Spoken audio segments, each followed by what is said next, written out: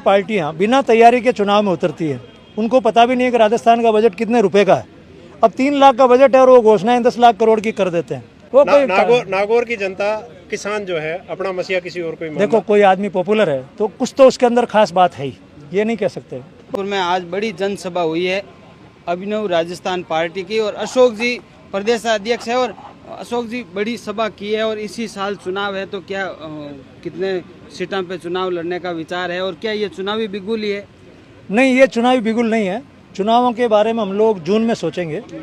आज तो हम विशेष रूप से भगत सिंह जी का बलिदान दिवस मनाने के लिए आए हैं। ये काम हम हर साल करते हैं, और भगत सिंह जी का जो नारा है कि शोषण से मुक्ति होनी चाहिए, उसके लिए हम पहले से ही काम कर रहे हैं। चाहे वो किसान का शोषण हो, चाहे वो युवाओं का शोषण हो, गरीबों का शोषण हो, उसके लिए हम लोग काम करते रहते हैं कि ये शोषण रुके, और उस सपने को पूरा करने के लिए हम लोग जी रहे हैं।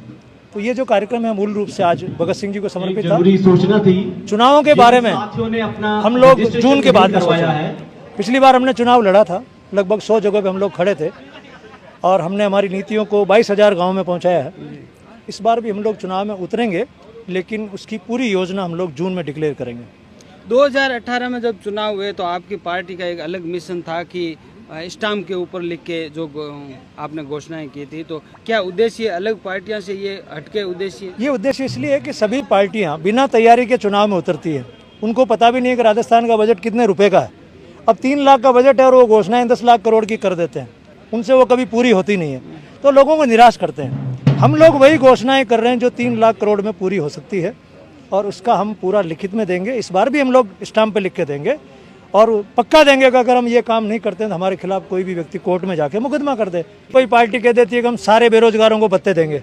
अब उनको ये पता नहीं बेरोजगार कितने हैं, और आप कितने रुपए का भत्ता दोगे, और आपको बजट में पैसे कहाँ हैं। आज की हालत ये है कि राजस्थान की सरकार उधार पैसे ले लेके पुल बना रही है, उधार पैसे लेके सड़कें बना रही है, पानी की पाइपलाइन बिछा रही है। हमारे पास पैसे तो है ही नहीं, हम देंगे कहाँ से।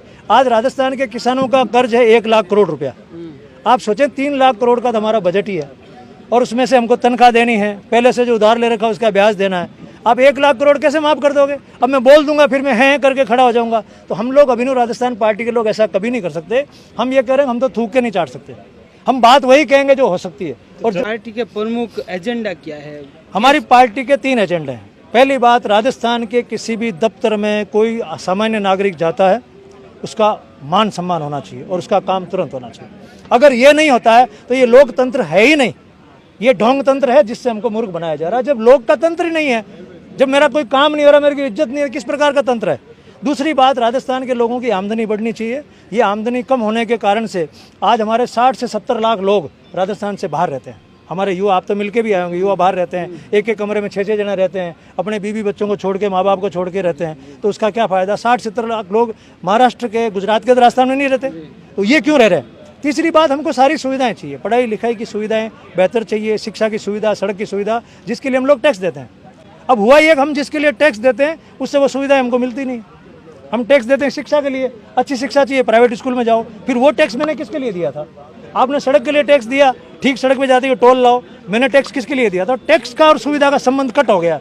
अभिनव राजस्थान में उसको वापस जोड़ देंगे। इतने रुपए तो आपने हमको दिए, और इसकी ये सुविधा, जैसे आपने मुझे गौशाला के लिए रुपए दिए, तो ये देखो, ये आपकी गायें खड़ी और ये आपकी गौशाला खड़ी, तो आपको लगेगा पैसा दिया, उसका कोई अर्थ निकला।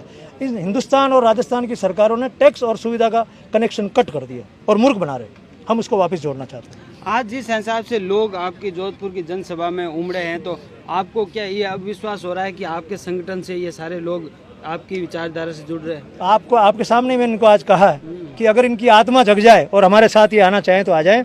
बहुत सारे लोग तो पहले से जुड़े हुए हैं, नए लोग आए हैं, और अब लगातार हमारे साथ नए लोग जुड़ रहे हैं। आज की हमारी सभा ये थी कि हम अपनी ऊर्जा को संगठित करें और हमारी आत्मा से पूछेंगे हम लोग इस प्रकार का राजस्थान चाहते हैं क्या। आपके पार्टी का एक ये भी मिशन है कि हो उलट नहीं करके हम काम करें, तो इसके पीछे कार्यकर्ताओं कैसे तैयार करते हैं? ये अनुशासित कार्यकर्ता है, अनुशासित कार्यकर्ता है। हो उलट इसलिए नहीं करते कि हम किसको ताकत दिखा रहे हैं। हम ये जोर जोर से जिंदाबाद लगाएं या मेरा जिंदाबाद लगाएं, तो मैं किसको अपनी ताकत दिखाना चाहता हूँ? हम तो जनता, ये लोग क्या करते हैं कि अपने सरकारी अहंकार के अंदर उनसे बात नहीं करते, उनके साथ बैठ के चर्चा नहीं करते, फिर वो गलतफहमी बढ़ती है, और ये उस पॉइंट पे ले जाते हैं कि जहाँ पे लास्ट में ना उनको विश्वास होता, ना इनको होता, लड़ाई हो जाती है। आप ऐसे कोई उदाहरण बताओ कि आपकी पार्टी ने वो एजेंडा लिया और आज जनता को लाभ मिला है। फसल बीमा योजना हमारा सबसे बड़ा एजेंडा है, जिस पर हमने काम किया है। राजस्थान के किसानों को पहली बार फसल बीमा योजना क्या होती है, उसका कैसे फ़ायदा उठाना और बेमौसम की बरसात से नहीं डरना, ये अभिनव राजस्थान पार्टी ने पहली बार बताया है। हमने पहली बार बताया कि फसल बीमा पॉलिसी क्या होती है, सर्वे क्या होता है और वहाँ पे क्रॉप कटिंग कैसे होती है, और विद फोटोग्राफ बताते हैं हम लोग कि गांव में हमारे साथी पास में खड़े रह के फसल कटाई करवाते हैं। नागौर जिले में 6 साल में बीमा का क्लेम मिला 30 करोड़ रुपया। अभिनव राजस्थान पार्टी की मेहनत से क्लेम गया 280 करोड़ रुपया, और मैं वहाँ का ना तो पार्षद हूँ, ना मैं वहाँ का विधायक हूँ और ना मैं एक सांसद हूँ, और ये सारा काम हमने लिखित में किया। बस हम भौं जोर जोर से इसलिए नहीं करते कि हमने किसानों के लिए काम किया, तो हम किसानों के बच्चे हैं, पढ़े लिखे हैं, हमारी जानकारी इसमें भौं करने की क्या जरूरत है, इसलिए हम लोग नहीं करते। तो सर नागौर की जनता अपना मसीहा किसी और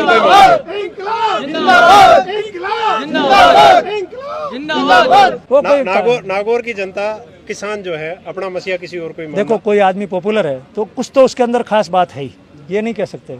लेकिन काम करने के तरीके अलग अलग है। एक आदमी मान लो पुलिस में काम करता है, एक आदमी पीडब्ल्यूडी में काम करता है, कोई किसी में काम करता है, सब अपने अपने क्षेत्र में अच्छा काम करते हैं, इसीलिए लोकप्रिय होते हैं। आज हम लोग अपना काम कर रहे हैं, वो लोग अपना काम कर रहे हैं, उनकी लोकप्रियता अलग ढंग की है, हमारी लोकप्रियता अलग ढंग की है। 5 भाई भी होते हैं तो एक नेचर के नहीं होते। एक भाई होता है जो थोड़ा शालीन स्वभाव से बात करता है, एक उग्र स्वभाव से बात करता है, और लोगों को सारे ही भाई पसंद आते हैं, ऐसा नहीं। तो ये 2023 की पूरी तैयारी कह सकते हैं अभिनव पार्टी की। देखिए, चुनाव हमने पिछला लड़ रखा था, हमें पता है चुनाव कैसे जीते जाते हैं और कैसे चुनाव में तैयारी की जाती है। हम लोगों को पुराना अनुभव है और हमारे खूब 100 कैंडिडेट खड़े हुए तो कोई कम बात नहीं होती।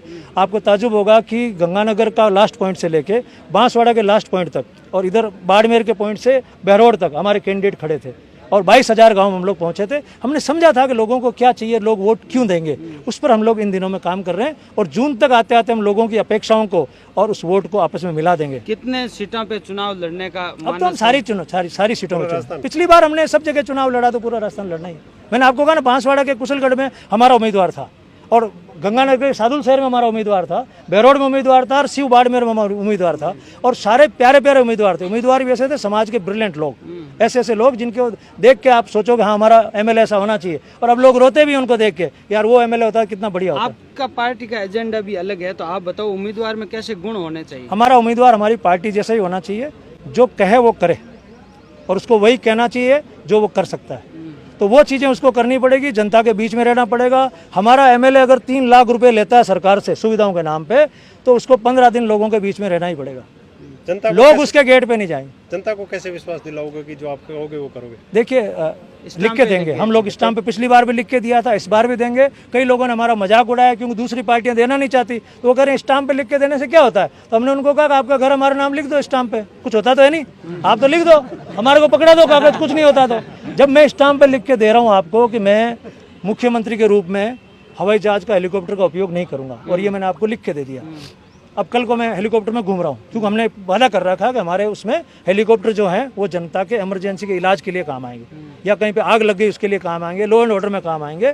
हमारे अभिनव राजस्थान में मुख्यमंत्री हवाई जहाज हेलीकॉप्टर नहीं घूमेगा क्योंकि ऐसी कोई इमरजेंसी नहीं है। आज मान लो जोधपुर से जयपुर किसी को आना है, जयपुर जोधपुर जाना, ट्रेन में आराम से चला जाए, उसके ऐसे कौन से पंख लगे हुए हैं। तो अगर हमने ऐसा कहा है और कल को हम लोग उसमें घूमते दिखाई दें, आप कोर्ट में जाके क्या कहोगे कि मैंने इस पर विश्वास करके वोट दे दिया, आप लगाओगे 420 का मुकदमा। ये 420 ही हो गई साहब, ये लिखित में दिया हुआ, साइन किया हुआ इनके, मुश्किल नहीं हो जाएगी मेरे को, बहुत ज़्यादा हो जाएगी। लेकिन ये पार्टियां जो है ना, ये पार्टियां इसलिए बच रही है इन वादों से, उनको पता जब तक मूर्ख बन रहे हैं लोग बाग, उनको मूर्ख बनाओ और राज में आ जाओ। और वो हमेशा आपको यही कहते हैं, गलत बातें बोलते हैं। राजस्थान में गहलोत सरकार, राजस्थान वसुंधरा सरकार, ये अनकॉन्स्टिट्यूशनल है, ये संविधान के खिलाफ है। संविधान में कहीं नहीं लिखा किसी व्यक्ति की सरकार, किसी पार्टी की सरकार, संविधान में लिखा राजस्थान सरकार, केंद्र सरकार। अगर कोई गलत वर्ड यूज करता है मीडिया में भी, गहलोत सरकार ने निर्णय लिया, गहलोत सरकार थोड़ी, मान सिंह सरकार हुआ करती थी, वो जय सिंह सरकार हुआ करती थी। अब गहलोत सरकार कौन सा वर्ड कहाँ से लेकर आ गए? अब तो सरकार जनता की है, राजस्थान सरकार है। हम लोग भी क्या इतने साल गुलाम रहे ना, तो हमारे मन में अभी इनके अंदर वही वो दिखते हैं। गाँव का आदमी सेकंड सिटीजन, आपको लाइट काटनी है तो बोले शहर में 6 घंटे, गाँव में 12 घंटे काटनी है, क्यों भाई? किस बात के लिए? सेकंड सिटीजन हम लोग, हमारे बच्चे नहीं पढ़ते स्कूल में। आप लाइट काटो तो जयपुर से काटो ज़्यादा, मुख्यमंत्री की बोलो ये इसकी कटेगी 14 घंटे, सबसे पहले वहाँ काटो, उसके 24 घंटे रख रहे हो। मेरे खेत का काम इंपॉर्टेंट नहीं मुख्यमंत्री जितना। तो हम लोग ऐसी बातें कहते हैं। अब ये बातें क्या है कि जो लच्छेदार बातें आप सुनते हो, जैसे मैं अभी गहलोत जी के, वसुंधरा जी के खिलाफ कोई गाली गलौज करूँ, बोलूँ, कुछ भी बोलूँ, जैसे राहुल गांधी और मोदी एक दूसरे के खिलाफ आरोप लगाते हैं। लोगों की थोड़ी आदत हो गई बच्चों की तरह कि उनको कोई खिलौना दो बहलने के लिए तो बहल जाते हैं, अच्छी चीज़ के लिए उनको कहो, पढ़ाई के लिए कहो तो बच्चे क्या करते हैं कि यार पढ़ाई तो मैं नहीं करूँ। ये लोकतंत्र के अभी तक आप कह दीजिए कि इतने साल के बाद में बच्चे हैं, अभी पढ़ाई शुरू नहीं हुई, हम सभी जानते हैं, आप नहीं जानते, आपने ये पकड़ा है तो अभी आपसे कोई ढंग से बात करेगा, अदरवाइज आप किसी से जाके बात करो तो आप जानते हो ऑफिसों का क्या हाल है ना, आप टैक्स देते हो, आप सिटीजन हो यहाँ के, वो चीज़ें करने के लिए हम लोग मैदान में उतरे और ये बहुत टेढ़ा काम है। मैं देखो IAS रह चुका हूँ, मुझे पता है कितना टेढ़ा काम है, और उन लोगों को समझाना जिनको अभी ये भाषा समझ में आ रही है, दिन भर ये रील देखें फलाने नेता ने क्या कहा, फलाने नेता ने क्या कहा, उसको पूछो कि ये सुनने से तुम्हारी ज़िंदगी में क्या फ़र्क आएगा, तुम्हारी ज़िंदगी तो वैसे ही चलने वाली है, ये दिखते रहेंगे, फिर ये दिखेंगे, इनमें से किसी को वोट कर देगा, चुनाव तो तुम्हारा गलत है ना, उनका क्या दोष है। तो ऐसी हम लोगों की ये रामायण ये है। हमारे साथ में देखिए अशोक जी, जो और डॉक्टर एक आपको अशोक जी धन्यवाद चौधरी। देना चाहता हूँ मैं, आप जैसे पत्रकार जो निकले हैं अभी, मैं सबको देखता हूँ, मुझे बहुत अच्छा लगता है कि समाज के प्रतिभाशाली लोग जिनको पहले मौका नहीं मिल पा रहा था, आज NDTV चैनल है, वो चैनल है, जिनको वहाँ मौका नहीं मिल पा रहा था, वो लोग बाहर निकले हैं और आप लोग समाज की बहुत बड़ी सेवा कर रहे हो। आप जब भी कोई समस्या उठाते हो, साधारण आदमी के बारे में किसी को बताते हो, तो ये जो चीज़ जो स्थापित अखबारों में और चैनलों में ख़त्म हो रही थी, उसको आप लोगों ने सामने लाए हो और आपने समाज के हीरोज़ को ढूंढा है। एक साधारण किसान परिवार का व्यक्ति है, वो कैसे पैसे वाला बना, उसकी कहानी भी सुनाते हो। ये मोटिवेशनल स्टोरीज़ हैं। कोई भी आदमी जिसके पास कुछ नहीं है वो सोच सकता है कि मैं भी ऐसा बन सकता हूँ। तो ये जो आप लोग सेवा कर रहे हो, इसके लिए मैं आपको खूब सारा साधुवाद देता हूँ। धन्यवाद। और ये अशोक जी, जोधपुर में जनसभा हुई तो इसकी मैं तस्वीर आपके साथ शेयर कर रहा हूँ।